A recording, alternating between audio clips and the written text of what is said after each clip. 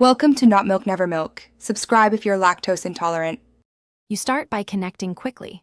Open Excel, select the Data tab, and choose Get Data from the correct source, file, CSV, or web.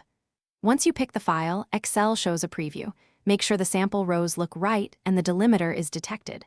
Click Transform if you need to clean data first, otherwise choose Load to place it directly into a sheet or the data model. This gets the file into Power Query or into the workbook for the next steps. Once the preview is open, use Power Query to make the data usable. Remove unwanted columns, change column data types to number or date, and trim spaces so formulas won't break. If columns contain combined values, split them by delimiter. If rows repeat headers, filter them out now.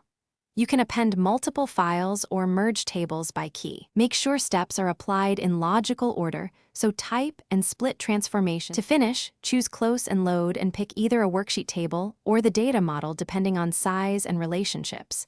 Then open Query Properties to set refresh options, background refresh, refresh on file open, or a schedule if you use Power BI.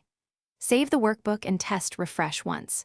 If something goes wrong, check the usual culprits: wrong delimiter, incorrect file encoding, or locale settings. Reopen the source in text/CSV or adjust import options.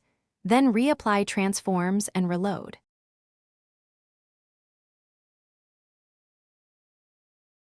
Thanks for watching. If this was helpful, leave a like and consider subscribing. See you next time.